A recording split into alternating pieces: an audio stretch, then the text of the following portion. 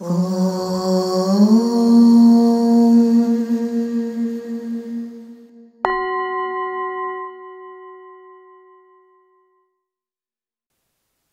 you for joining us for another episode of Awaken Empowered Podcast.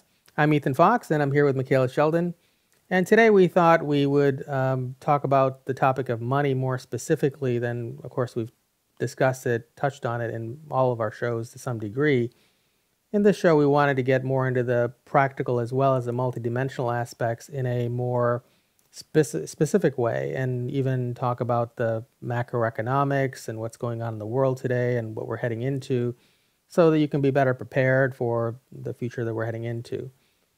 So with regard to that topic, I wanted to kind of start with the elements of the bigger picture, which we've talked and touched on many times, and that is that as souls, we come here with everything that we need already in place. So it's kind of like a cosmic bank account we arrange to have available to us in this life so that we can have whatever resources we need at the times that we need it. So if you're going through a period of time where you have a lot of money, it could be because at that time you needed to have that for the experience you chose to have, whatever that experience should happen to be. And if there are times when you don't have as much, that could be because at that time there are certain experiences you need to have that way where you don't have as many resources. Now, when we use the topic of money here, depending on your lifestyle and where you live, the topic may apply differently. We're using money as an umbrella term, but really referring to resources. And resources in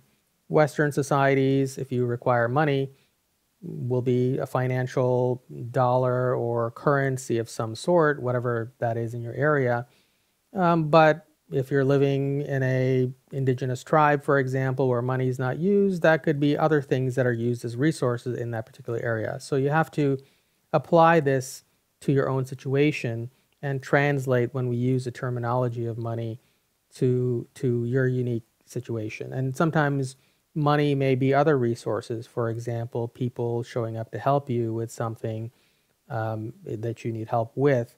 As many times as I've shared some of my personal stories in my own life journey, there have been many times in my life where I had a lot of money, and there have been times when I had very little, and both in hindsight makes sense in terms of the experience I've had. And even in the previous show that we did, where I shared how when Micheila and I met, I didn't have a lot of money, although prior to that I did. Even in that period of time where I didn't have money, the resources showed up in terms of people. I had a lot of people around me, including Micheila and Barb, who helped me in different ways. For example, driving me when I didn't have a car, or providing other kinds of resources or skills, things that in my previous life I would have had to pay for, staff members or people who worked for my business at the time, I was getting for free because of the people around me who are volunteering their time, so and their expertise in those areas. So money can show up not only in a physical monetary sense that you have in your bank account, but it can also show up in other ways, people for providing services and products and things like that to you when you need them. So so I thought we could start there and then move on from there. Yeah, I agree. What the guides say, and I did an entire channeled transmission on prosperity, is that there is a big difference between the concept of money and prosperity, which is more of a collective vibration. So the very idea that we all come with an inheritance that is going to carry us through this entire incarnation, it sort of puts us in this individualized mindset of separation, because in order to somehow access that inheritance, there are things we're going to have to do in order to generate the material manifestation of that money in our lives. Yet there are a couple of things we have to keep in mind. First, all of the karmic influences that we go through, so these periods of time where we aren't with the things that we need, these are all tied into the human condition. Okay, so the very idea that we go through a period of bankruptcy or we don't have what we need isn't exactly how we're meant to experience our reality. It's just been a chronic and common theme that we all saw prior to incarnating and came here to shift. But if we believe that we are here alone and having to do everything alone, and it's up to us to put the effort in to receive a certain amount of abundance, we're really missing the point. Because like what you said a minute ago, prosperity, it's people. And if we aren't in a state of unity consciousness where we are more connected in that way, we'll never realize the true value of that inheritance, because it isn't just a monetary currency. And those of us who are here in this spiritual conversation, and we talk about this all the time, we tend to put these very negative connotations on money, because we understand how it is used as such a control mechanism. Yet here we are in physical bodies, having been taught that we need to control our reality in order to receive. So that control, it goes both ways. The energy that is manifesting within us, our various belief systems and how we operate in the world, is going to impact our collective reality. And we're going to find ourselves with structures, whether they be financial and monetary or anything else, that reflect those limitations. So the guides often talk about contradictions that we put in our field, or limitations, for example. And when we're having this conversation about money, measurement has to come into the conversation, I believe, because how we value our worth in the world has been so focused on what we achieve in that material world, which couldn't be farther from the truth. And again, those of you who are here involved in these conversations understand that our awakenings are moving us more into purpose-driven expressions of our unique talents and abilities. And it's really hard to put a monetary measurement or value on those things in the world compared to where we've been before. So really moving away from a lot of limiting beliefs about how much money we need to do certain things, how much time and effort it's going to take to bring that money in, as well as how prosperity comes to us in so many different ways. In my 20s, just to share some of my personal journey through this idea that Micheila is just talking about, I've had different beliefs about money all throughout my life. When I was very young, I grew up in an Indian family where money and prestige were the only important things. So becoming a doctor or an engineer was really important because anything else was embarrassing and didn't resemble success in the viewpoint of that culture. But money also was a primary thing. So how much money you made dictated the amount of respect you gained in the family and by society in general in that particular culture. And so I grew up with these ideas that money was really important. And so early on in my life, I pursued things for a monetary nature, but at the same time, something was sort of working against me, because even in my 20s, although I was pursuing in my 20s, my goal was by age 30, I wanted to become a millionaire. And so I was in business even from a very young child, but in my teens and 20s, started businesses and got out into the world, my focus being reaching that financial goal. Meanwhile, though, there was a disconnect inside of me where I always felt like there was something wrong with wanting money. So, which I know a lot of you in the spiritual community who are watching the show can relate to that, because you're living in a world where you need money to live if you're in a westernized society. And unfortunately, it's a control mechanism system that we live within, but nonetheless, it is the way through which, one of the ways through which we access source energy to live our lives in Western society.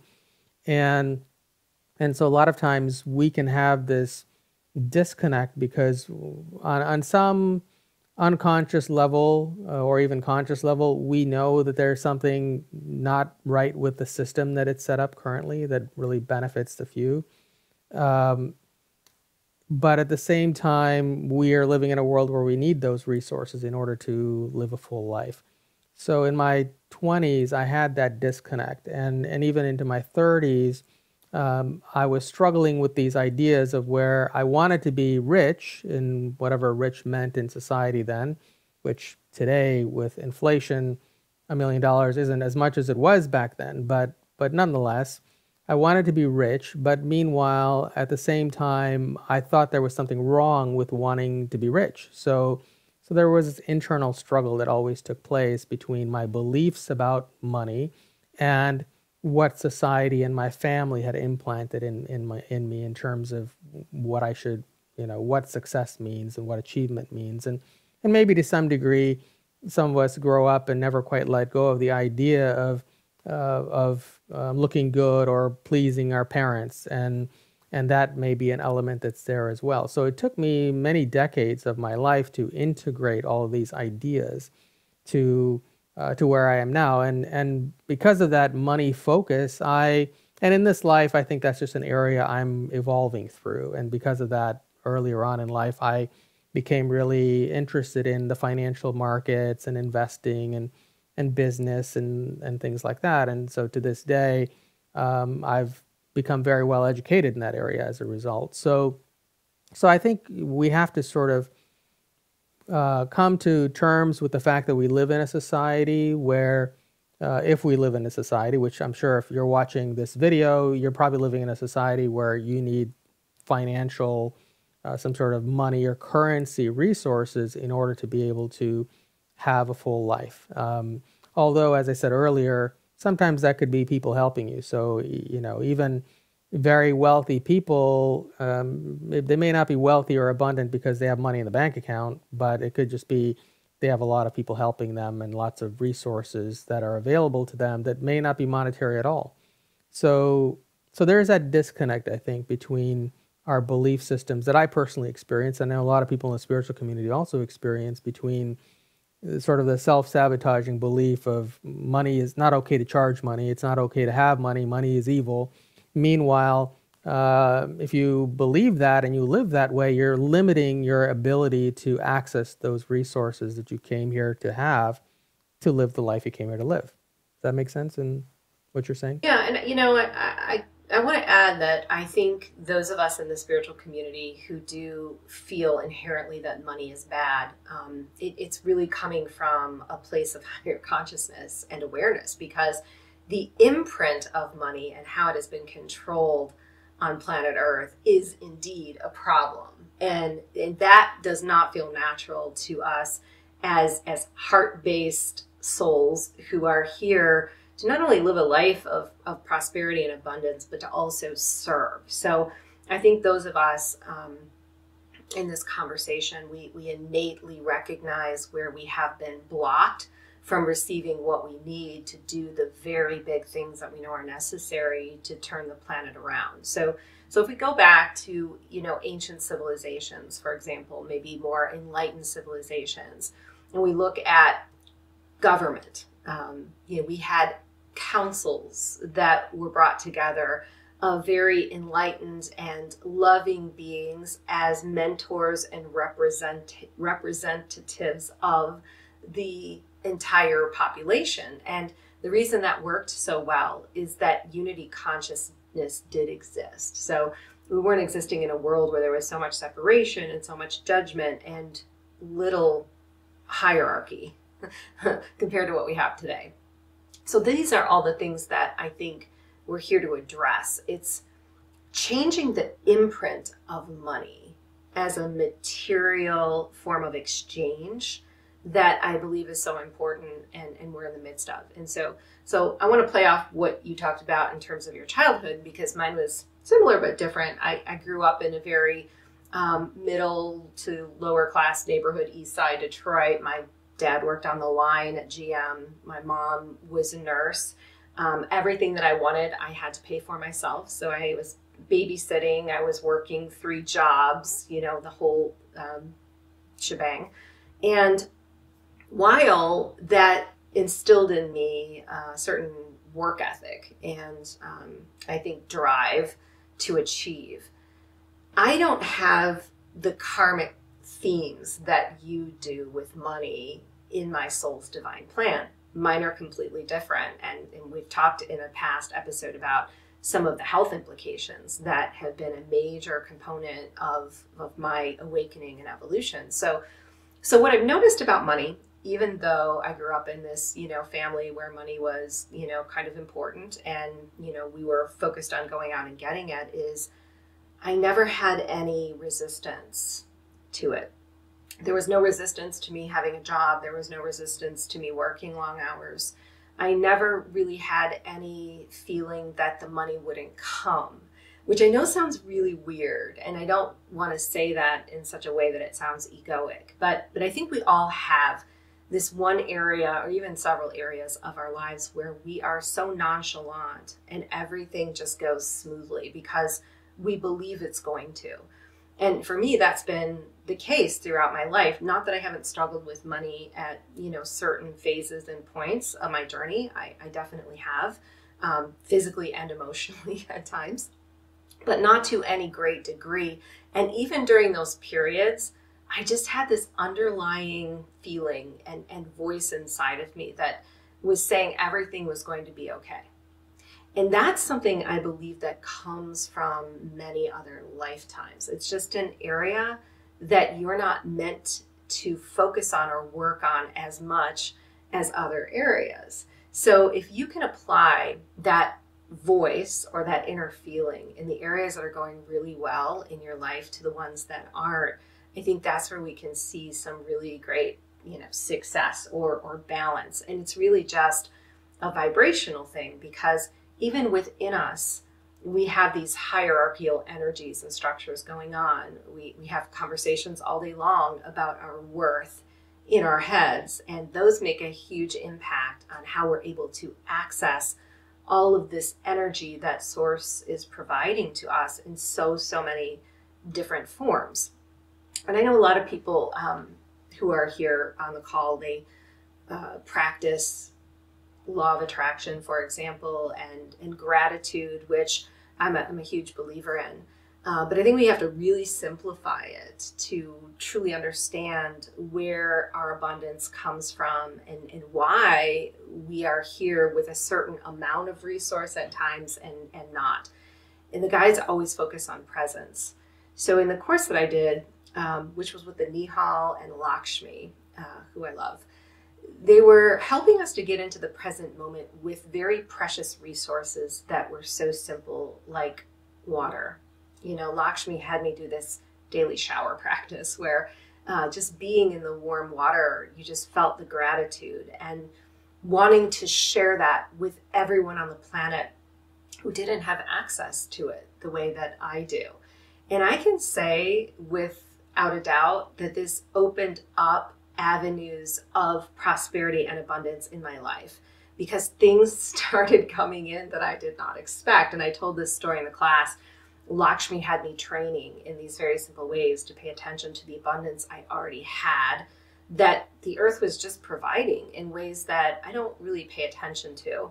And the next day, literally the next day, my neighbors, who are farmers, dropped off an entire basket of leftover organic food on my porch, right? Which is prosperity, right? So I think there are so many ancient practices and tips and things like that that we can use to get us into a prosperity mindset. But it's more than this. It's recognizing where our karmic themes and an evolutionary process is taking us and why, and how we can apply the vibration of different areas that are going well to the ones that aren't. Yeah, I want to touch on what you said about people using gratitude. And I think that although it seems to make sense that practicing gratitude is the ideal state to be in to receive whatever you put in place for Source to provide for you. But I think a lot of times when people practice gratitude, it is with resistance. So, so you may be struggling emotionally and in fear over money or resources. Meanwhile, you're trying to force yourself to be grateful. And I don't think that's the right approach. Ultimately, the idea behind gratitude as a means to get to this ideal state of being is to reach a state of non-resistance. So if you practice gratitude, it has to be in the context of that gratitude removes the resistance, but it can't just cover it up. So if as soon as maybe you look at your life and you think, oh, I have such wonderful things, and the next moment you're worried about money again, that's not really going to help. So eventually we need to get to that place of non-resistance, because in a state of non-resistance, gratitude is not even necessary. Let's take another example. For example, if we take a billionaire, somebody who has, for all practical purposes, unlimited financial resources, at least as far as we would need to do anything in this life. And those people probably don't wake up every morning and express gratitude for their yachts and their private planes and these things. They're simply just living their life. They're not thinking moment to moment, is there enough money to buy groceries, or is there enough money to make my car payment or my mortgage or my rent or whatever, the heat bill, the electric bill. They don't think about those things. So money and the use of money when you're at that level of wealth is not something that you think about very much. Now, I'm sure they think about money as it pertains to their businesses and things like that, but then they're dealing with something that's on a much grander scale in terms of what monetary resource means for them. It has nothing to do with their own personal lives. Whereas, let's take the United States as an example.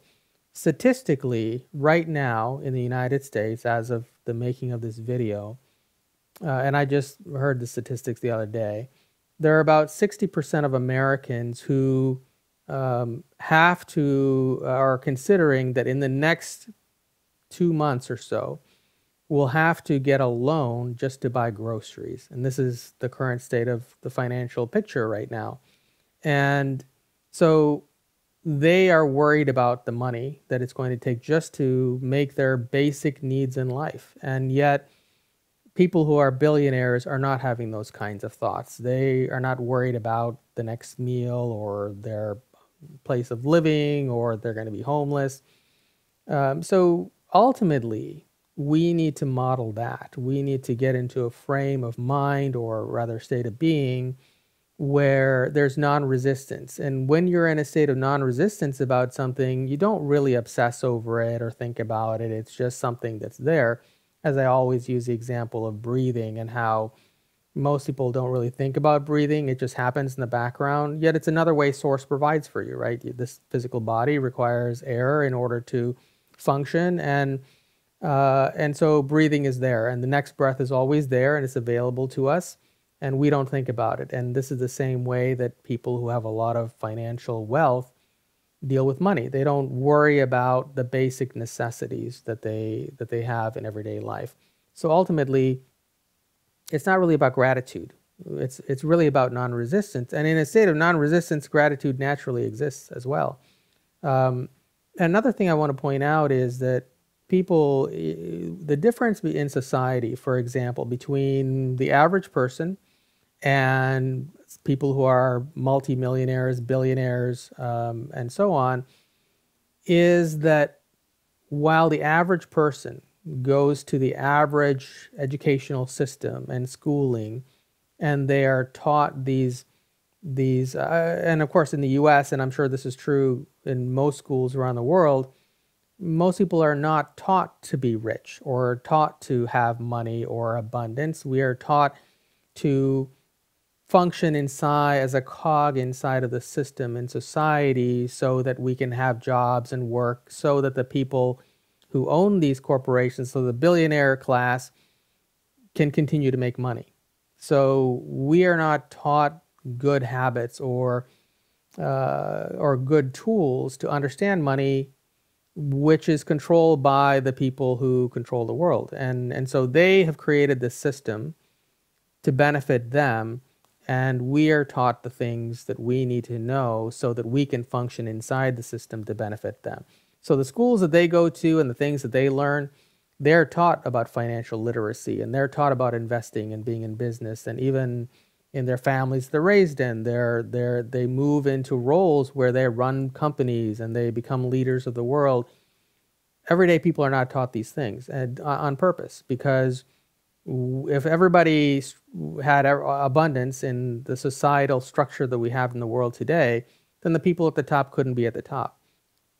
And that's something that we need to understand, is that our dysfunctional views and beliefs around money were given to us in a system that was created specifically to keep everyone at the bottom while a few people remain at the top. And so we need to shift those views. So when we believe that money is evil, or there's something wrong with charging money for things, those are not thoughts that are natural to us. They are thoughts that were implanted because of the society we live in, and our parents who were raised in that society, who grew up in that society, who then imprint those ideas onto us. Meanwhile, the wealthy people, their kids are going to different schools and they're learning different things, and they're learning the financial literacy and the tools so that they can have very abundant lives. So we have to keep those things in mind, that our views may be influenced by the system that we live in, and causing us to not live to our potential. What Lakshmi explained in the transmission is exactly what you're saying, but she calls it conditions, or putting something as a limitation in your field. So if we are doing a gratitude practice to receive money, by its very nature, we've already limited the potential of that money coming in. So our goal is to be in such a quantum state of appreciation in each present moment for everything that we have, that we are doubling and tripling that bounty. Because the field around us, which is source energy, it's infinite. So we hear people talk all the time about infinite potential. We have infinite potential. But what does that actually mean? Well, the second we say we need $15,000 in order to pay off our debt, we've just put a finite expression into that field. And we may get that money, but then find ourselves in a similar situation down the road, because we haven't really opened ourselves up to that infinite potential, zeroing in on this very linear experience and amount that we need. So I think it's important to keep ourselves constantly open to the miracles that the universe wants to provide, which often come in very mysterious ways that we do not expect. But I also want to touch on what you said about inequality in money, and we have this upper echelon, right, hierarchical type of structure where there are billionaires and there are, those of us who struggle. And there is somewhat of a movement today to equalize that abundance in a very physical way. And the guides say that would actually be impossible, because for us to consider that everyone's going to have the same amount of money is really limiting the material imprint of money to begin with. So it's defining it as our only source, and that is not true. So we've made money our source. It is simply a source of exchange. It isn't our true source. And the second we step out of our power in that way, we create all of this interference, I think, between us and the true source, which is always a part of our reality. We can't necessarily cut it off, except if there are times that we're meant to have a personal experience of what that material abundance actually means and how we are so intricately connected to it. And typically, I think this has to do with worth, with our self-worth. And the guides actually say that the collective monetary system is an expression of how the collective values itself. So if we're taught that we're just cogs in the wheel and we need to go out and earn a paycheck, we have to do things that we don't love, we're going to end up with a monetary system that we don't like. So I don't think we're necessarily leaving the idea of material exchange behind, but we're taking with us all that we've learned in our spiritual awakenings and applying it in that way. So just the idea that we want to be a millionaire is a limited expression of our capability, because if we all had that amount of money to share with others, imagine what kind of a world this would be.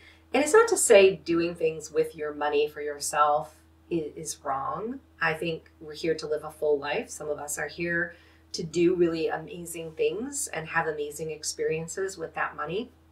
But again, we have not been purpose driven. We've been taken so far out of our true nature, which is a sharing type of economy, which is unity consciousness, which is living in community, that we've really lost that perspective. So we talked in a past video about open source, and I don't want to repeat myself too much, but I think it is an important add to this conversation that the more that you are willing to give freely without any condition, the more you are going to find to give in the future. And that's truly been my experience of this type of light worker model, we'll call it, which I know we'll get into detail about later. But again, that's a different type of mindset than we have been used to, where hoarding resources and accumulating money and material has really been more the norm. And now to give it away freely without any condition, it's a pretty big leap, I think, from how we've grown up and how we've been trained to believe we should be in the world.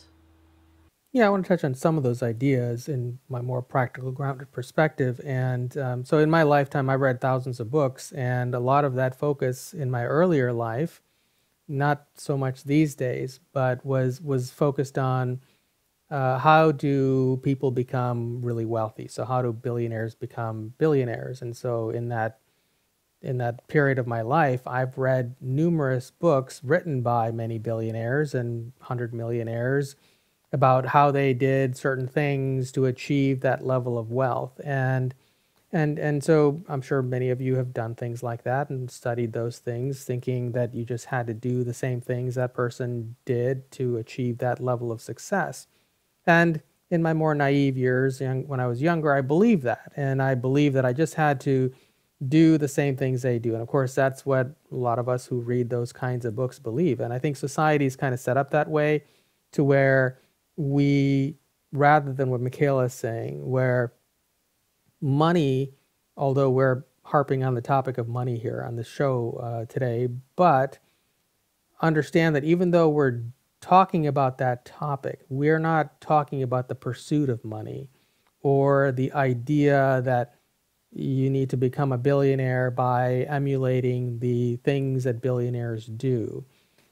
Because that is not at all what we're saying. We're talking about being in non-resistance to source, providing you with whatever resources you came here to experience in this life. And sometimes, as I said, when I met Micheila and Barb, I had no or very little money, but I had an infinite amount of resources because I had Micheila helping me, and she was a professional in the marketing space.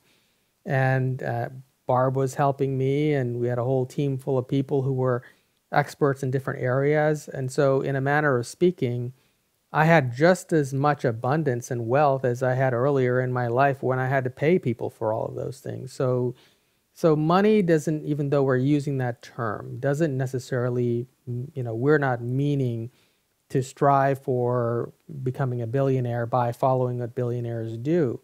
And now, of course, I understand more clearly that to achieve that level of wealth that the people at the highest levels of financial well-being in our society have today, they did a lot of things that we wouldn't want to do. And not only things in their physical material life in terms of a lot of unethical or illegal, or well, I don't want to use illegal because the legal system doesn't actually is actually set up to control the rest of the people. But essentially things that we would never want to do for the accumulation of the amount of wealth that they had. So they did things they don't write about in their books. They don't tell you in their books all of the shady things that they've done to achieve that level of wealth, or all the people they have walked on or stepped on or run over in order to achieve that level of wealth. They just write about the nice things that we want to hear about, working hard and that kind of thing. So we have to understand that it's not about the money, but that whole genre of books, for example, or education about, and all the people out there who are teaching you how to become rich, that is not non-resistance. When you are striving to become rich, that is a lot of resistance.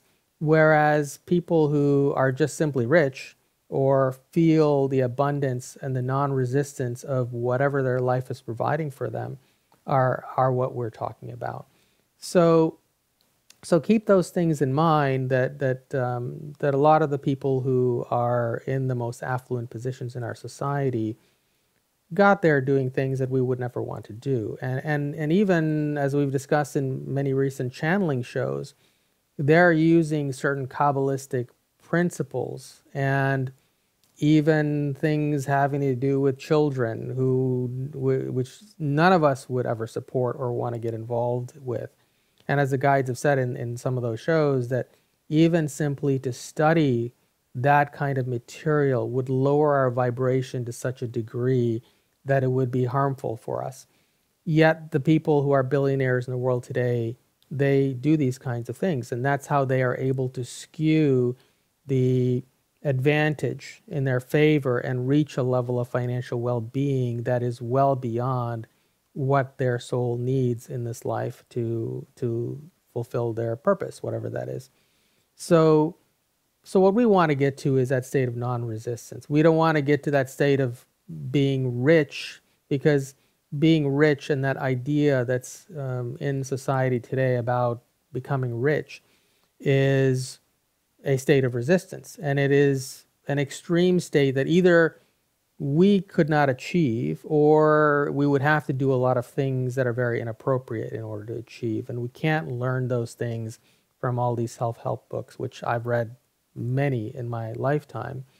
We have to find this state of non-resistance, at which point whatever we need is there for us in that phase of our life. And if there's something, as Micheila said, she doesn't have the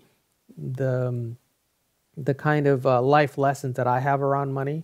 And so she's just naturally, everything's been there for her financially throughout her life. Whereas I've experienced more of the challenges in that area off and on throughout my life, because that was an area of focus. And also because of that, an area of expertise and understanding and knowledge that I've accumulated in this life through those challenges. Yeah, I want to touch on what we've been talking about here with equalizing abundance, because what the guides say is you really don't want that. What we want is for people not to suffer. And that's a different mindset. It's a way of getting out of this slavery sense of thought, where we've all been somewhat indoctrinated in this belief that there is some power above us that is controlling access to what we need or taking it away. But the concept of money and freedom has to also be addressed. And the guide said in the transmission I've been referring to here, you think that money will give you freedom, but that's not necessarily true. You are sovereign beings from the moment you take your first breath. So the very idea that you have to have money to be free is a limiting belief. And how we get out of that is we recognize all of the options that we have around us beyond the ones that take money. And that's been a really, I think, tightly wired kind of program that we've been running here, many of us in this timeline. I can't do this until I have this amount of money, or I can't serve a collective of human beings unless I receive this. But there's always things that we can do and ways around it. And the way that we find those paths is by following our organic desire. So we talk in these podcasts a lot about desire and law of attraction and creation. And, it's a complex kind of situation that we're negotiating, I think, because if we do come with themes that we have to address tied to the human condition, whether they be bankruptcy or problems with money or something else, then how can we actually achieve our desires? But if we go back to the very beginning, the younger years of our lives, there were things that were trained out of us that came extremely naturally that we're actually here to do. And those are the things that are tied to the greatest amount of prosperity and abundance in our divine plan. So many of us who are awakening to, whether it be spiritual gifts or talents that have been suppressed early on in life, are finding a different kind of freedom. And I think it has to do less with money, even though the money's there, and more to do with lifestyle and a way of living. Because even the most, successful millionaires are living lives of restriction and unhappiness. So if you're always focused on money and that being the condition for that happiness, you're really going to miss out on all the things that you came to do and experience organically that are programmed into your body and your spirit and your mind, your creativity, right? These are the things that really make us feel free, that we're striving for here. Yeah, you mentioned, and of course I've discussed this in previous shows, about how when I met you and Barb and so on, I didn't have any money, or I had very little. I had just gone from a period of my life where I had a lot of money and a lot of material things to losing it all and having to start my life entirely over. And you were talking about, what was the word you used, passion or something, or desire? Desire. Yeah. Mm-hmm. So when I met Micheila and Barb, I already had developed a new desire to go in this new direction, to have an expo and to do these energy transfer events and so on. The energy transfer events were not of any consequence financially. Of course, I needed the people to drive me places then because I didn't have a car. But, and of course, the people were provided. The people showed up to help me to do that. And I was embarking on putting on a conference at a big conference center in downtown Detroit, where we live. And I had no money to do something of that scale, nor did I have the knowledge or the expertise or the staff to do those things. And in my former life, when I had money, I would have used that money to pay for the people with the expertise to do those things. So all I had was desire, a desire to go in this new direction that pulled me forward, and the fearlessness, in a manner of speaking, or rather to some degree non-resistance, to go in that direction anyway, even though I had no idea how the money or resources would be there to make that happen. So I went forward anyway. And in the process of going forward and having no idea how it was going to all work out, it just worked out. Year after year, we did the conference, it just worked out, even though year after year, the same issues were there. And so that's what I think you're talking about, is to have that desire and go forward in a state of non-resistance, and the universe will provide whatever it is that you put in motion to be there for you to do those things. Now, I could have lived that life very differently too, and not taken those kinds of what I saw at the time as risks, because I had no way to quantify how things were going to come together in a practical sense in the physical life I was living. And yet, just simply going forward in a direction of the desire that compelled me forward, the people showed up with all the expertise and knowledge I needed to do what I needed to do. the resources in whatever way showed up. And even though the monetary resources actually didn't show up in the way that I thought, nonetheless, I was able to do it year after year after year for some time. So I think that's what you're referring to in terms of desire, right?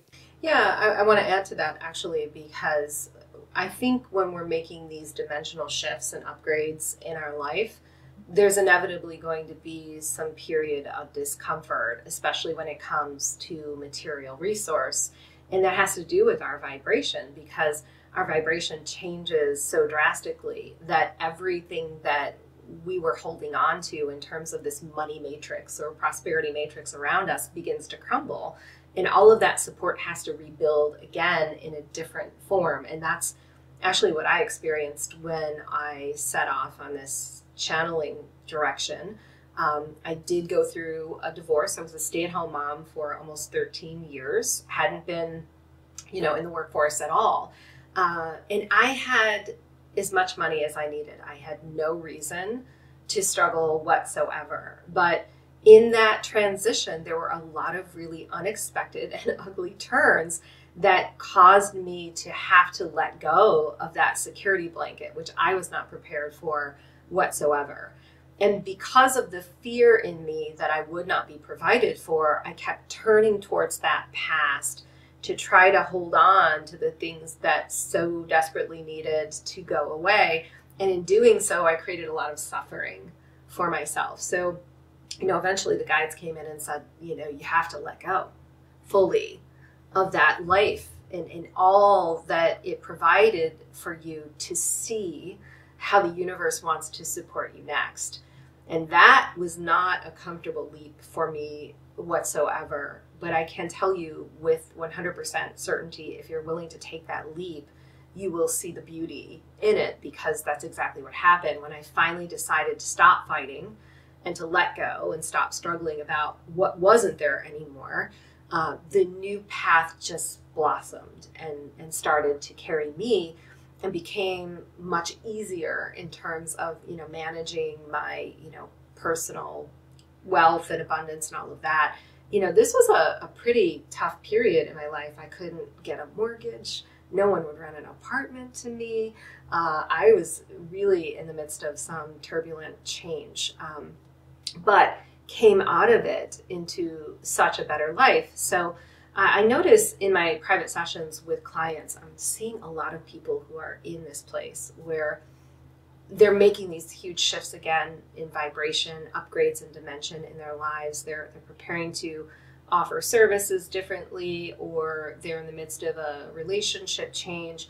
And there can be a lot of legal struggle around that, a lot of financial struggle around that. The guides always provide the same message. You have to be very neutral about what is wanting to move away and be open to the mystery and the possibility of what wants to support you in the future, which is going to look completely different than anything that you're used to or were used to in the past.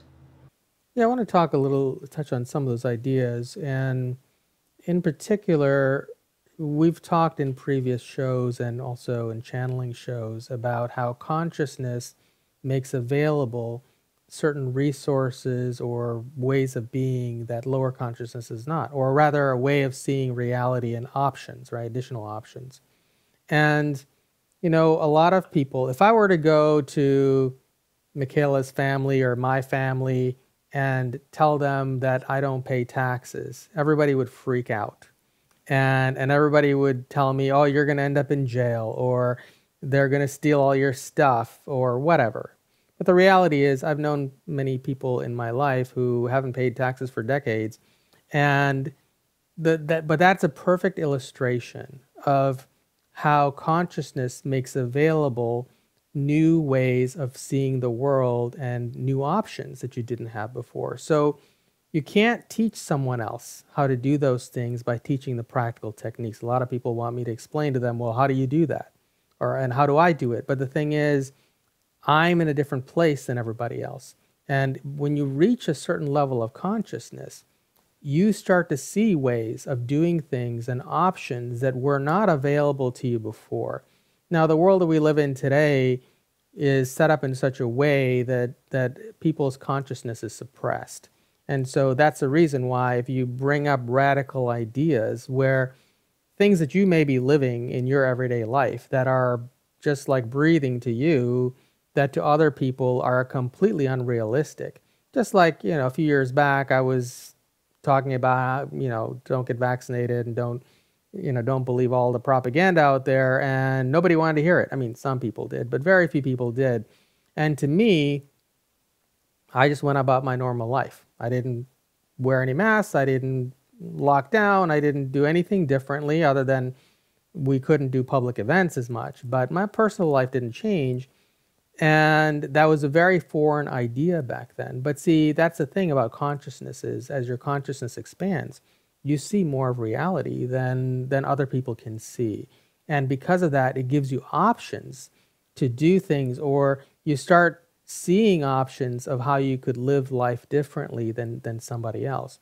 And so in that context, we, as our consciousness grows, will start to be in more states of non-resistance as it pertains to money. And ultimately, taxes are another factor of that, because we are paying for our own enslavement and our own suffering in society the more we contribute to these systems that are there to enslave everybody else.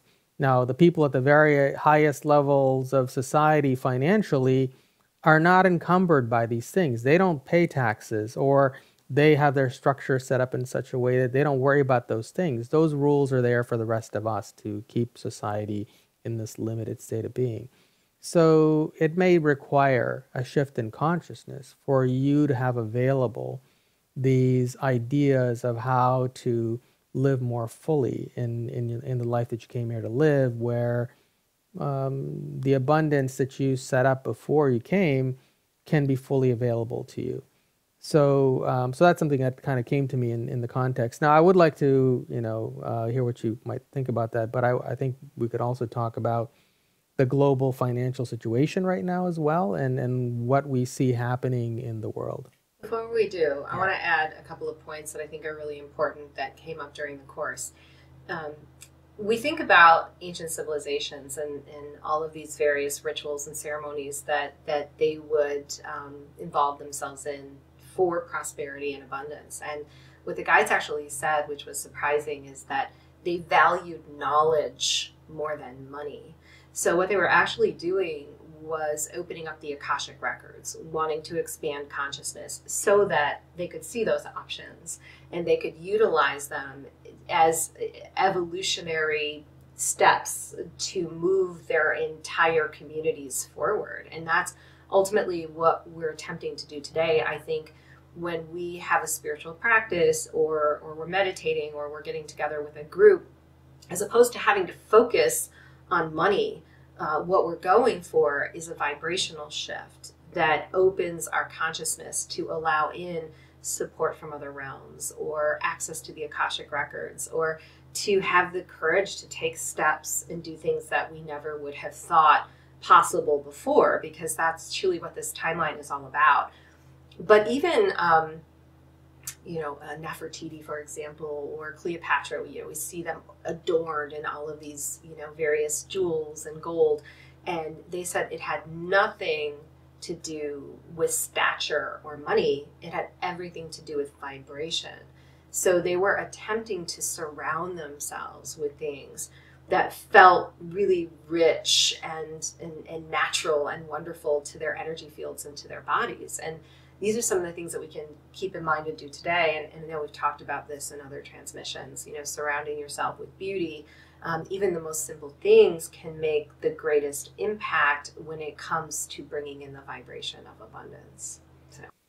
Yeah, and I don't think it has to be anything major. No, right? I mean, you can start small. Yes, absolutely. Yeah. And that's what they stressed. Mm-hmm. Yeah, and I think as I look over my life, there are many points in my life where I had a lot less money than I have now, when I considered myself wealthy. So I don't think it's a certain dollar amount in your bank account. I think it's really more a state of being.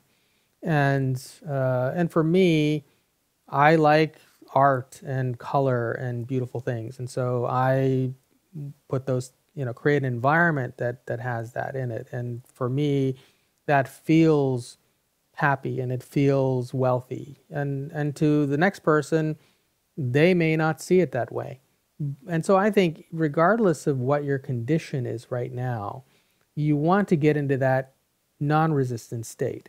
And to get from where you are to that non-resistant state, one of the ways that we can do that, of course, consciousness is essential. So you can't just do physical things and that's it, because even if you do just physical things, if your consciousness doesn't support it, you won't have the range of options available that someone else may have. So ultimately, consciousness has to also be there, and also the physical things. You have to do both, because we also came here to have physical lives. So it's not enough to spend our entire lives trying to raise our consciousness. Meanwhile, our physical lives get no attention at all. So you have to do both. And that might be, maybe you don't have a lot of dollars or whatever your currency is, but maybe you can afford to buy a pretty, attractive shirt, or a bouquet of flowers, or maybe you can't even afford a bouquet of flowers, but you can go somewhere and pick a bouquet of flowers and put it in your environment. And if flowers make you happy, then that's something that will help. Or maybe you can paint your walls a certain color, or buy certain furniture, or whatever it is for you that's within your range. It can start out very small. And I think if you start out with something very small that's within your capabilities and just keep building on that, eventually you find yourself surrounded by a beautiful environment that inspires you, that makes you feel rich. Just simply being there, you feel that wealth, and that's what's going to get you into that state of non-resistance, where the source can provide whatever it is that you needed in order to fulfill your mission. So I think it can be very small. It doesn't have to cost anything, or it could cost a lot, depending on your situation and your ability to do that. And I think that's really important. Like, money for the sake of flaunting money is a state of resistance. But money, when it's used to create joy and fulfillment in your own life, in even very simple ways, is the direction we want to go in reaching that state. Yeah, I think everyone's completely different. So Ethann's really focused on beauty and color. And for me, time, having available time or managing my own schedule makes me feel very prosperous. And for everyone, it's different. And I think that's really what this shift in consciousness is truly all about. Taking back our sovereignty is really creating a lifestyle and a home and an environment that we love and enjoy. And that's what has been taken away from us. So we're always trying to achieve a certain amount of money through a source outside of us that isn't the true source. We don't realize how much we have been restricted in these various areas of our lives. So taking this channeling path for me, regardless of the money, has really truly been like the most prosperous and adventurous period of my life, because it involves a lot of creativity, a lot of free time, a lot of trusting in things that are very mystical and metaphysical, which is so completely different, I think, from how we're used to living. Yeah, I thought maybe we can talk a little bit more about the current situation in the Sure. world and how to navigate that, because I think of course, I follow cycles, and I also am still very much interested in and follow very closely the global macroeconomic picture as well. So I do think we're heading into a period of time in the next several years that are going to be very difficult financially for most people all over the world. Depending on your area, that may not be true for you. And of course, we all live in slightly different realities. So even though you could be living in the midst of a chaotic situation in the environment around you, just like I said, the last few years, the global craziness didn't really touch me personally, because I was not in that reality.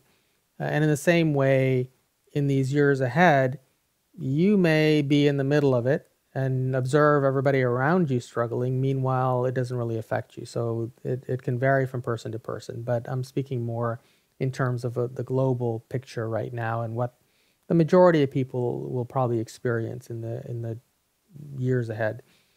Now, I know a lot of people, and maybe even some of you watching the show, when we talk about the topic of money, everybody wants to go back to bartering, and bartering is the system that, the ideal system.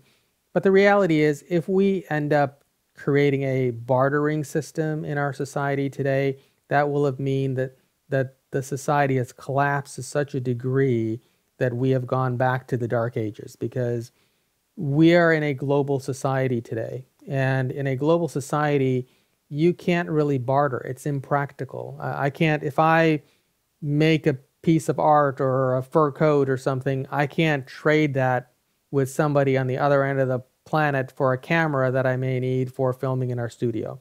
So it's completely impractical to use bartering as an idea unless you live in a close-knit community that's not really interacting outside of it.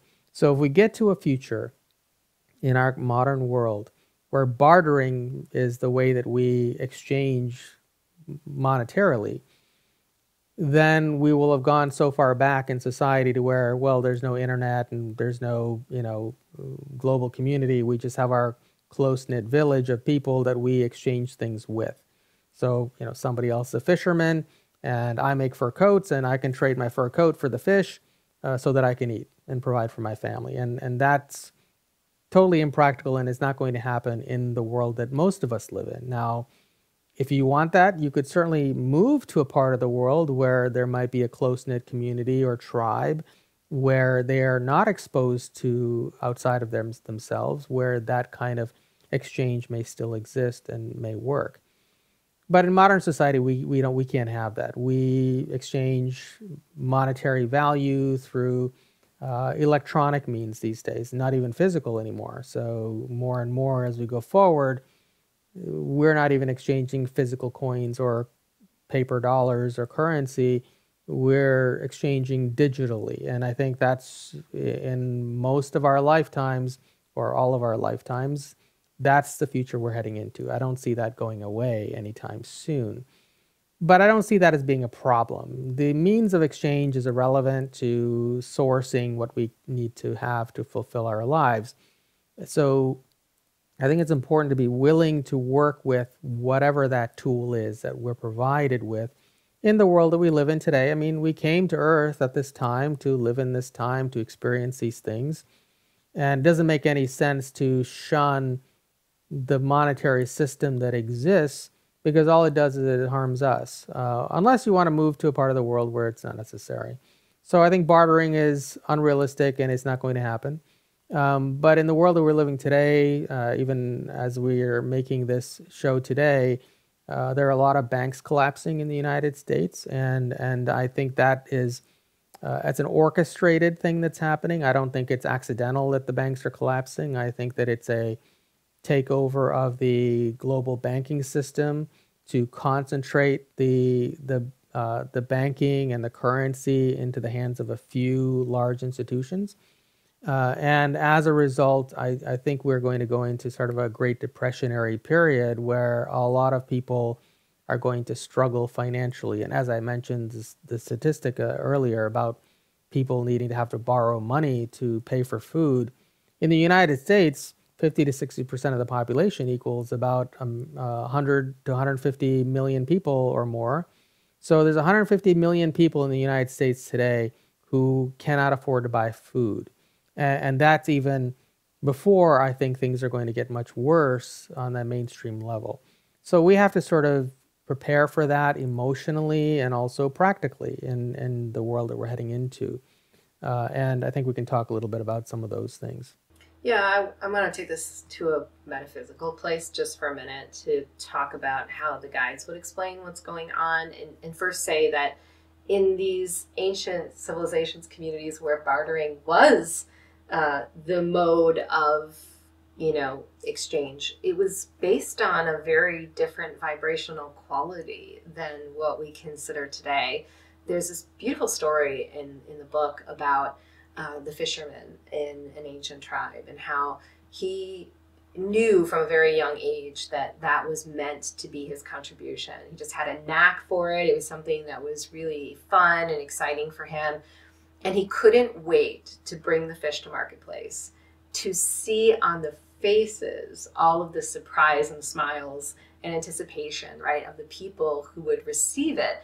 And it would be a different fish every time, and the families couldn't, we didn't know what to expect. And that was the energy of exchange that was facilitating this incredible, we'll say, community abundance that we don't realize today. But we also have to consider that everything that we've created, so the monetary system, the institutions that uphold it and manage it, all of those things are very similar to what I was talking about in my divorce example, in walking this path to channeling. We're moving into a new dimension, and that's only because we are new humans. We are far more conscious. We're tuned in vibrationally. We are considering all of these various concepts. And because of that, the things that supported us before can no longer come with us in the same way that we're used to having them. And so it's easy to forget that perspective when we talk about what's going on in the monetary system today, because of course it's shrouded in a lot of evil and darkness, and it can be very fearful. But if we remember that we're here paving new roads to help the entire human race move into a better reality, it can motivate us to attain that knowledge that the ancients did, and to follow our innate desire within us to contribute something that's of value. Yeah, I like a lot of what you mentioned there, and brings up a few different ideas. For example, I mean, in a barter society, you may have immediate needs. For example, the fisherman you mentioned, who always knew he was going to be a fisherman. And I think that's one thing that we're out of touch in society today, is we're raised in a structure and educated inside of a system so that we all become cogs in the system to benefit the people at the top. We are not taught at a young age to explore what we came here to do, and to do what it fulfills us and what we're naturally good at, right? So we all come into life with certain talents and abilities and interests. And if we created a society where those were nurtured, then we would always thrive, because we would naturally fall into doing those things that interest us most, that we are really good at doing. And and I think this is what's important in what you're saying, even in a society where you may have a Great Depression, let's say, as an idea, where people are struggling financially, if you are doing that thing that you are extraordinarily good at, that you always knew you were here to do, you're going to be fine. And I think that's why people struggle, is because most people aren't doing that. Most people are a cog in the system, trying to be a cookie cutter of everybody else, right? And so, whereas if you are extraordinarily good at something, because not only did you know when you came into this life that you were going to do that thing, but you also, because of that desire to do that thing, you got really good at it in this life, to where people seek you out for that thing that you do because you do it so well. Then no matter what the economic situation in the world, you're going to thrive, because you're so good at that thing that nobody else is as good as you. And of course, we talked about that in our previous show as well, about not being a carbon copy of everybody else, discovering what makes you special and focusing in on that area. And I think that's one of the key things in the years that we're going into, is there's no need to struggle. But if you're doing something that everybody else is doing in a society where people are struggling financially, you may have challenges as well. And so I think it's really important to try to focus in on those areas that interest you most. And but speaking about a bartering system versus the world we live in today, I want to sort of look at money a little bit differently. Money in the world that we live today is simply a means of storing energy. So for example, if I'm a fisherman and I'm really good at it, and I was born knowing I was going to be a fisherman, in a closed society or a small community like in ancient times, where people have immediate needs. One person may need food and the other person may need clothing. So the person who makes clothes can barter the clothes for the person who is the fisherman. And those needs are immediate. Whereas in a society today, if, let's say, one person makes clothes and the other person needs food, they may not be the same person. So, I may need clothes today and the other person may need food tomorrow, and I may not be able to exchange my clothes for that food tomorrow. So where if I sell those clothes to somebody else and they provide something monetary, let's say a digital currency of some sort, which most of us deal in digital currency today. If you're using a credit card, debit card, PayPal, even your bank accounts, very few of us actually handle physical currency anymore. That digital currency in my bank account is simply the storing of the energy that I put into creating those clothes. And that energy is sitting there available for me to utilize when the time comes that I need to buy the fish to provide for my family or provide food.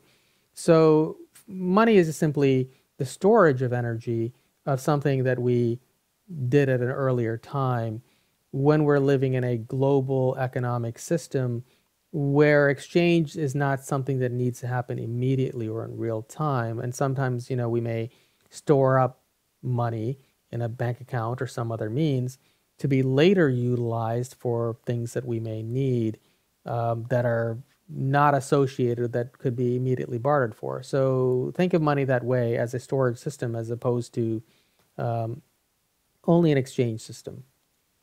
And I want to add some context here about the energy of exchange, which the guides say is the vibrational motion that keeps the abundance coming in from that entire matrix of people, and experiences that we have going on. We can clearly see how that's being suppressed. So if we look back the last couple of years with lockdowns and, restrictions, the energy of exchange has been suppressed to such a low level and is, continuing in all these other forms that it's causing this innate material struggle that's going on. But the beauty of that is what the ancients brought in with knowledge. So what we're attempting to do is to keep that energy of exchange open in our lives in new ways, in different avenues and in different paths, to make those more concrete for the future and for truly the whole of humanity. So I know we talked in, I don't know, it's a few podcasts ago maybe, about the pandemic and how we started sourcing food completely differently because we weren't going to go into stores that were requiring all of this crazy stuff. And what that opened up for us was a completely different way of living and exchanging with farmers and, in neighbors. And that's really what we're going back to. So I don't think it's the bartering system, right, of the past, but it's bypassing all of these inorganic and unnatural and hierarchical, structures that have kept us in this very suppressed, one lane, very linear way of sourcing. If we're moving into a multidimensional reality, it's going to take a little ingenuity for us to take the paths less traveled, such that this new reality is something that we truly want and is going to offer us more freedom. That's an interesting idea that you touched on. And I think what needs to be said there is that, and I agree with you that I think the new system does not have to be bartering. I like how you illustrated that. I think it really is, we have to start working with each other more instead of dealing with these centralized systems that filter things through us. Meaning, if I want to buy a piece of, let's take food, for example. Prior to the last few years, we used to buy most of our food at grocery stores. And since the last few years, more and more, we're moving away from grocery stores to where myself, I buy very little at grocery stores anymore. I'm primarily buying direct, more and more direct from the producers or the farmers or whoever, and preparing my own food and things like that. So I'm going back to more simpler things. I'm still using a digital currency to exchange with, but who I'm exchanging it with is more direct to the people who are actually doing those things. And I think that's where we need to go to as a society. We have to go back to each of us producing amazing things in the areas that we're really good at. I have no desire to be a farmer in this life. Maybe that'll change at some point, but at this point, that's not the case. Yet there are people out there who love being farmers and they're really good at it, and they've probably been doing their whole lives. And I'm more than happy to buy something directly from them to give them the resources for them to keep living the life they came here to live. Meanwhile, they're providing me with food that I need. And I think in this way, each of us have to break away more and more from the centralized systems that are keeping everyone poor except for a few people at the top who control these systems and who have created these systems for that very purpose. And this is how we create a better world. And this is also how we help each other in the years ahead to navigate through and weather the storms, the financial storms that are coming in the world. So, for example, if you are really good at, I can speak to art because I like art, and if you're really good at making a certain kind of art and people really love that kind of art and they're willing to pay for it, then you could do that. And even in an environment where people are struggling financially, if you're really good at that thing, there are going to be people out in the world who are willing to pay for it, and which will give you the resources to keep doing what fulfills you and what makes you happy. Meanwhile, your art adorns their environment and makes them happy.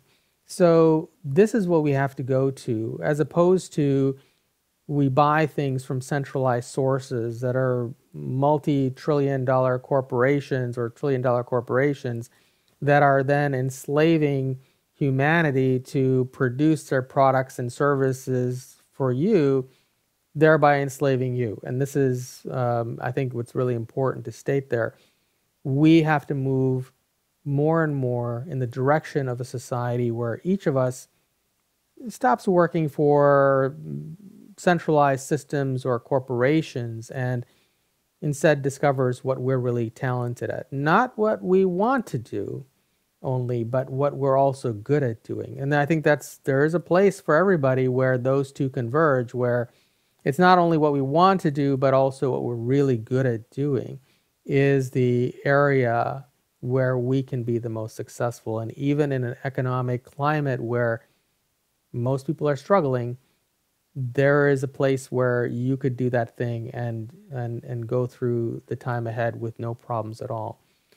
So I think was something that I got out of that. Yeah, this is a period of decentralization, and unfortunately, what we watched over the last couple of years was the small businesses, the small farmers, struggling and continuing to struggle. But what the guides have said is that is going to make a complete and total comeback. So we're really walking into an era where small business, the small farmer, is actually going to become more the norm for us. And we can see some examples of this in every area really on planet Earth today. For example, those of you who are parents out there might be noticing there's a mass exodus right now from conventional school systems because of the programming and the restrictions and all of the things that have happened the last couple of years. And it's really kind of a rogue area because in the parents that I've talked to, we've worked with in Flower of Life, some of them are doing their own thing. They're completely unschooling and just keeping their kids at home, and others are forming homeschool pods and groups, and parents are coming in to teach various skills and to mentor, and that's really a beautiful thing. It's really showing us the potential of the future. And I think in the financial market, it's been the uprising of these various cryptocurrencies, which is a very rogue, right, kind of an area. We know they're not all stable and they're not all where they're meant to be, and some of them are going to fall away and others might rise to the top. But we're seeing that fragmentation or that decentralization so that we can all empower ourselves to become the banks and take care of ourselves, and especially, I think, take care of each other. That's what we're setting ourselves up to do, is to not only be prosperous for ourselves, but to be able to take care of people beyond our own families and have that shared in reciprocity with us. Yeah, and so I want to talk a little bit about cryptocurrencies, but now this is not an endorsement of cryptocurrencies or Bitcoin or anything in particular, but just the idea. And I know some of you, and I've seen these sorts of comments before on our videos when we talk about this topic, that cryptocurrencies and Bitcoin are evil, and it was started by the cabal and whoever. And it is possible. We don't know who the pseudonym Satoshi Nakamoto, who supposedly started Bitcoin, is, or what group of people it might be. It could very well be DARPA or some government agency. That's very possible. But we have to look at, well, what else is a better option right now in society? I mean, either we're going to move in a direction of something that is technically better, or we're going to stay in the existing system, because bartering is not realistic. So if we're going to stay in the existing system, then we're still dealing with a system that's extremely controlled and very centralized. And of course, if some of you follow the macroeconomics, you know that in the United States, let's just say, and some parts of the world already have central bank digital currencies, but in the US, they're in the process of rolling that out probably this year. And the banking collapses are probably part of that process taking place. And so sometime in the next year or two in the US and probably globally, we're going to see central bank digital currencies, which basically are a social credit-based digital currency that will allow the government to not only know every transaction you make and the amounts and who you're spending the money on, but also will give them the ability to control your spending. Meaning, if you have $100 in the bank, in the old system, you could spend that $100 whenever you wanted. Where in the new system with a central bank digital currency, they could prevent you from spending your $100 until they wanted you to do it, or they could force you to spend the $100 only with certain centralized global companies or whatever. So, or ESG compliant companies that are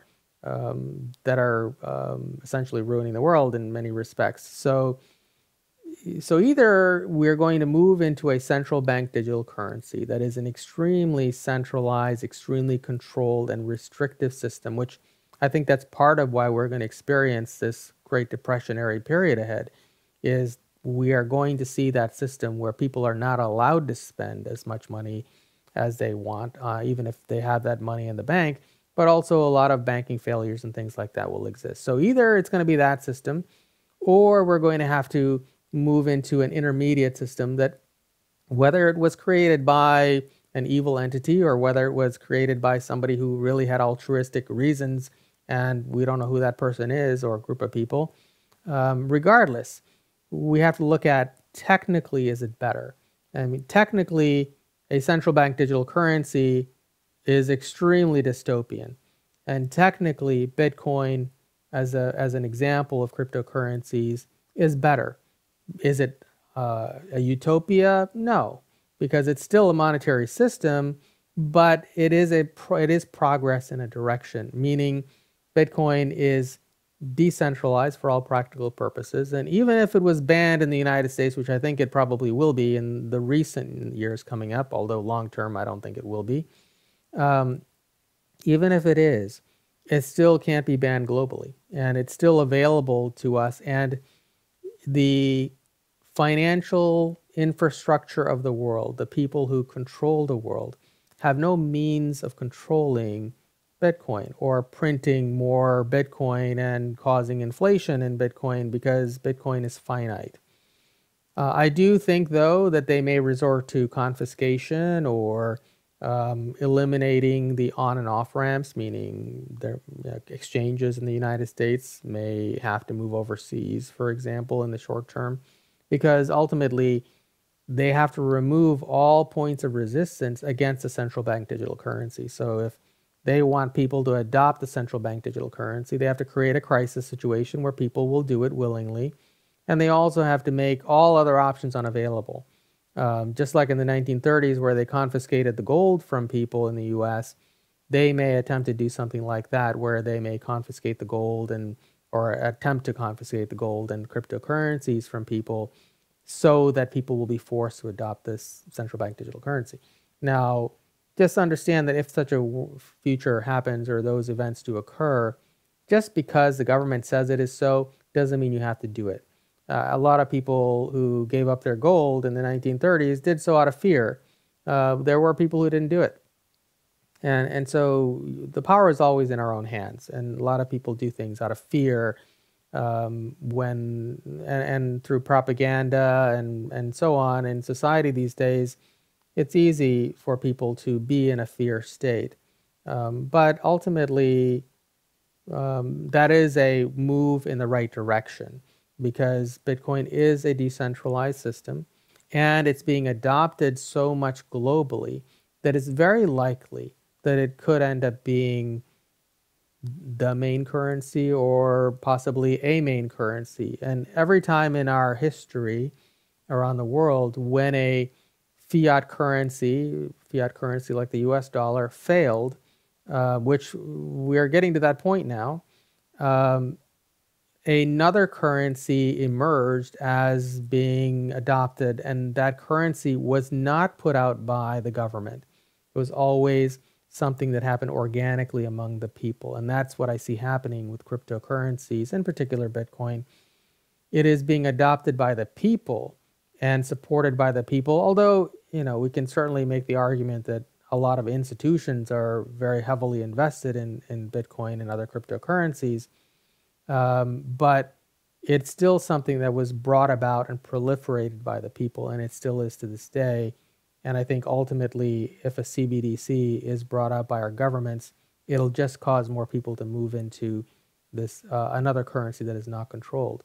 So we have to keep that in mind when we're thinking about monetary exchange and systems of exchange, to not become so dogmatic that we curse things that are slightly better while walking and living in a world that's in a system that's much worse. So if you have a means that's better than cryptocurrency, then certainly that's a direction, or if you live in a barter society. But otherwise, we have to move in a direction in the physical world. And even though cryptocurrency may not be optimal, it is a step better than a completely centralized control system. And I think that's something that we need to navigate and keep in mind in the years ahead. Yeah, we're walking a bridge to a new reality. And so everything that exists on that bridge is going to be somewhat unstable and even turbulent for a while, until it all comes into its final resting place and way of being. And I think that's not an easy place for us to manage a lot of times.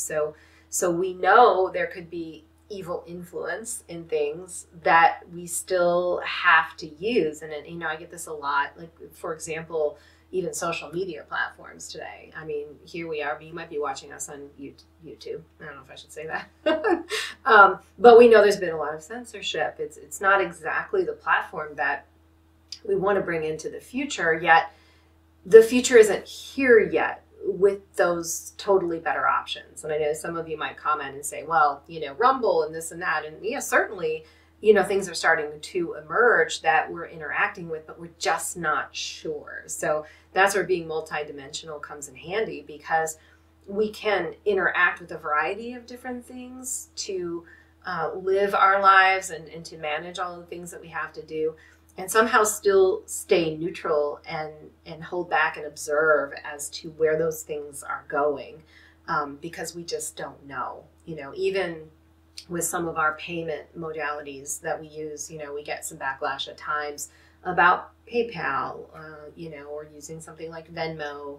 But we all have credit cards and bank accounts that are attached to, this entire system that may be deconstructing, but hasn't fully gotten there yet. So I think the most important thing that we can do is manage our vibration with it all. And that gives us the clarity and the alignment to do the things that we need to do to walk into the fifth dimension.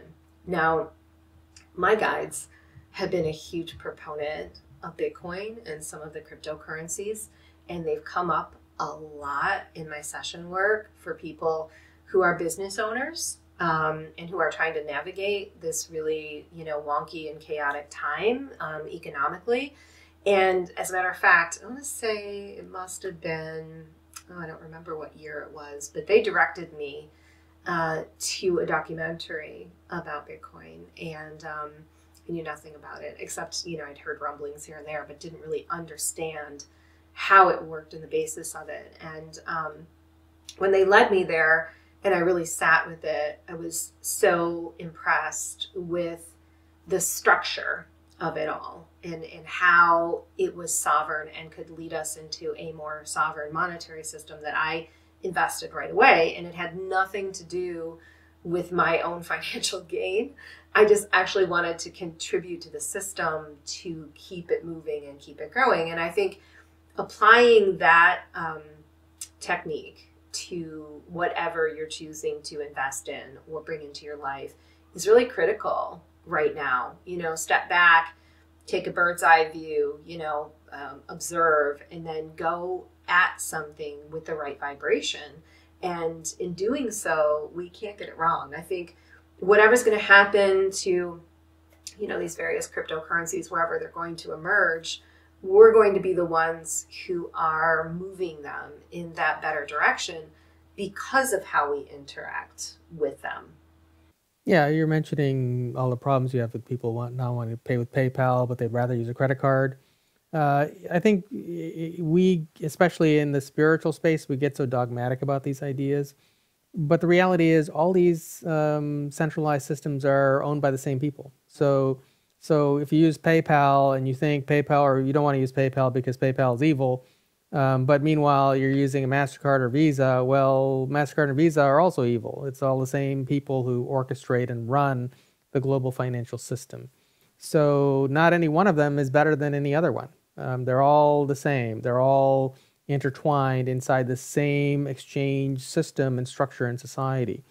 The only thing that is available to us currently as a global digital means of exchange anyway, is cryptocurrency, or in particular Bitcoin. Not all cryptocurrencies, but Bitcoin in particular.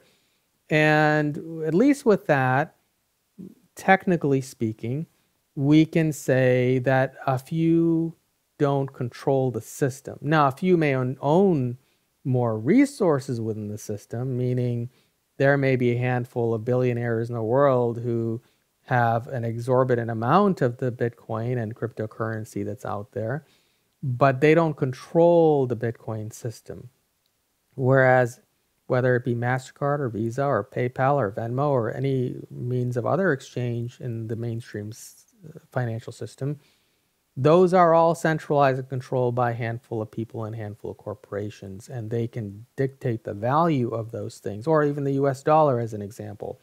There are a handful of people and banks who control the issuing of the dollar. So in the last few years in the United States, the dollar has become significantly inflated because a handful of people decided to issue more currency. None of us had a say in that. Nobody asked our opinion. And yet now groceries cost, in many cases, 100% more than they did a few years ago. Even though the central bank claims that inflation is only at a very small percentage, the reality is everything costs much more than what they're saying because they massage the numbers so that it doesn't look as bad as it is. So in that system, they have full control. And whereas in Bitcoin, as an example, they don't have that. It is a little bit more equal playing field, although a person who has more dollars can certainly buy more cryptocurrency. The system itself, the infrastructure of the system itself, is more fair and more equal than the old one. So we may have to move into that as a means of navigating this time ahead. For example, if you have a lot of your assets in dollars in the bank account, there may be some risks there. A risk of inflation, or risk of confiscation, or risk of bank failures, and so on, or even a risk of it being converted into a central bank digital currency, which may limit your ability to spend what you have. So to some extent, it may be a better system to have some in cryptocurrencies outside of that mainstream structure. And of course, in theory, Bitcoin should go up in value as the dollar inflates. So Bitcoin compared to the dollar should increase in dollar value in real terms compared to if you kept that in dollars. So at least your purchasing power doesn't change, or maybe it may even increase and improve over the time ahead. And even though eggs in the US may go from a few years ago where they were $4 or $5 for the really premium eggs to now they're $10 and above, in a few years it could cost $100 or more for a carton of eggs in the US. And I think that's a real reality we're seeing, because our government here, and many global governments of course, but in the US as an example, they are continuing to spend an exorbitant amount of money. And in fact, coming up in June, the federal government is going to run out of money because they refuse to have a budget, and which means that they're going to keep increasing the amount of money that they can spend. And the only way that goes is inevitably a collapse of the US economy and a collapse of the dollar to where the dollar becomes even more inflated. So we have to look at that. If you have any amount of your energy stored in a fiat currency like the US dollar, we have to look at the reality of the situation we're living in, and that is that there are people who control that system and they follow their own rules, and they are not interested in what harm they cause to the rest of the people. So it's up to us individually to make smart decisions so that we can navigate this future and also support a new system that's more fair for the people and that is more in control of the people than is controlled by a handful of banks. Yeah, and I think it's important to remember, because all of this stuff can feel overwhelming and very scary, especially for those of you like me who don't really have a lot of background in investments. And, you know, money for me is not something I like to pay attention to. We have to remember that prosperity is a quantum frequency. So even though there are a lot of things that can happen in the future, and we certainly can see the possibility of how those things will manifest, all we have to work with is what we know now. And so if in each moment, in each day, we're making the best decisions that we can with the knowledge that we have in a very vibrationally aligned way, we're going to get from here to there inevitably. And we're going to find ourselves in a different monetary system with, you know, new potentials and different manifestations. Yeah, I think that's great. That's a good way to end up the show today. Unless there's something more you want to share, I thought that was a good summation and a good way to sort of encapsulate the whole idea that we're trying to convey. And of course, when it comes to money and abundance and these ideas, we could talk forever because we have a lot of knowledge and personal experience in these areas, both from very mainstream to a very multidimensional, spiritual, high vibrational concept. So hopefully we've shared some ideas here that help a little bit and help to prepare you for the upcoming years ahead, which globally is going to be a little bit challenging. But I think if you use some of these concepts that we discussed, you'll be able to navigate the road ahead, and it could very well be one of the best periods of your life, because actually in the greatest financial challenging periods on the planet was when the majority of, or when the largest amount of people went from being poor to being rich. So if you get into alignment with what Source intended for you in this time ahead, you can sail through this without much effort and without much resistance, and create a really great life for yourself. So thank you again for joining us for another episode of our Awaken Empowered podcast. And next week we'll have a Channel Revelation show. And I don't know if we mentioned it before, but we're also on a lot of other platforms now. So you may want to, if you're interested in just the audio, we're on Apple Podcast. We're on Google Podcasts, as well as Spotify and iTunes, or what are some of the other ones? Alexa, and iHeartRadio, and will be on many other platforms coming up in the near future, not only in the US, but globally as well, both video and audio. So if you have a preference for a different platform, you'll probably find us there in the very near future. So thanks again, and we'll see you next week.